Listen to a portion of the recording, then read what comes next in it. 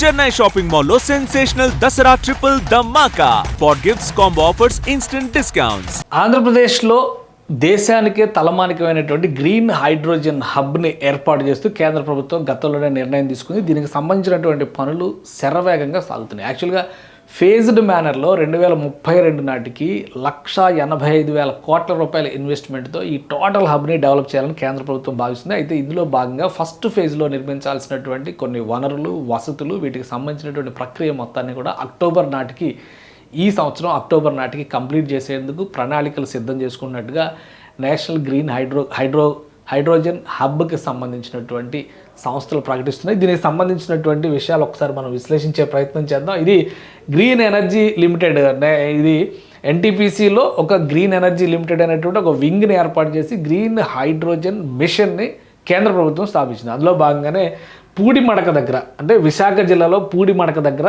1,600 ఎకరాల భూముల్ని కేటాయించింది రాష్ట్ర ప్రభుత్వం. ఇక్కడ గ్రీన్ హైడ్రోజన్, గ్రీన్ అమ్మోనియా, అలానే సౌర విద్యుత్తు, పవన విద్యుత్తు, వీటన్నిటి కాంబినేషన్స్తో రెన్యూవబుల్ ఎనర్జీస్, అంటే పునరుత్పాదక విద్యుత్ ఉత్పత్తి జరిగేటువంటి వ్యవస్థలను అక్కడ ఏర్పాటు చేసేటువంటి ప్రక్రియ జరుగుతుంది. అందులో భాగంగానే ఈ కొత్త బోర్డు అక్కడ ఏర్పాటు అయింది. ఆల్రెడీ ఈ సంస్థకు సంబంధించినటువంటి కార్యకలాపాలని జనవరి 8వ తేదీన 2025 జనవరి 8వ తేదీన ప్రధానమంత్రి నరేంద్ర మోడీ పనులు ప్రారంభిస్తూ శంకుస్థాపన చేశారు.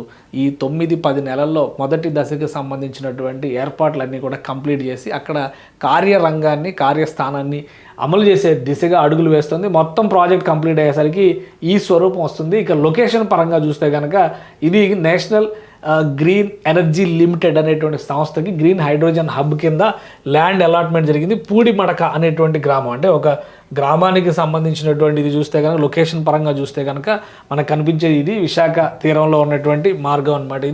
ఇది దీనికి సంబంధించి సముద్ర జలాలను కూడా ఈ పునరుత్పాదక జలం ద్వారా, గాలి ద్వారా, సౌర విద్యుత్ ద్వారా కాంబినేషన్స్ని సెట్ చేసి హైడ్రోజన్ విద్యుత్ ఉత్పత్తి జరుగుతుంది.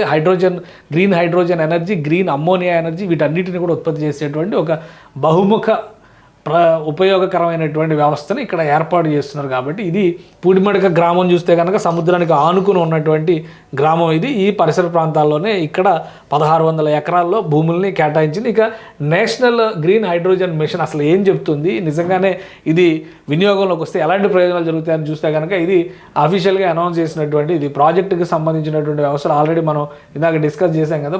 ప్రాజెక్టుకి సంబంధించినటువంటి వ్యవస్థలు మొత్తం రెడీ అయితే కనుక ఈ విధంగా తయారవుద్ది. ఇక్కడ పవన విద్యుత్తు, సౌర విద్యుత్తుకు సంబంధించినవి, అలానే వీటిని ఏ విధంగా స్టోరేజ్ చేయాలి, గ్రీన్ అమోనియా స్టోరేజ్ పాయింట్స్, ఈ వ్యవస్థలు మొత్తాన్ని కూడా ఎస్టాబ్లిష్ చేస్తారు. డైరెక్ట్గా సముద్రంతో కనెక్టివిటీ ఉండేలాగా ఇక్కడ ప్రత్యేకమైనటువంటి వస్తువులు తీసుకొస్తారు. అందుకే 1,85,000 కోట్ల రూపాయల ఇన్వెస్ట్మెంట్ పడుతుందని చెప్పని చెప్పారు. సో ఇది దేశంలోనే గ్రీన్ హైడ్రోజన్ ఉత్పత్తిలో ఒక తలమానికమైనటువంటి వ్యవస్థగా మారుతుంది. అది విశాఖకి అతి సమీపంలో, విశాఖ నగరానికి అతి సమీపంలో ఉన్నటువంటి పూడిమడక దగ్గర ఏర్పాటైంది.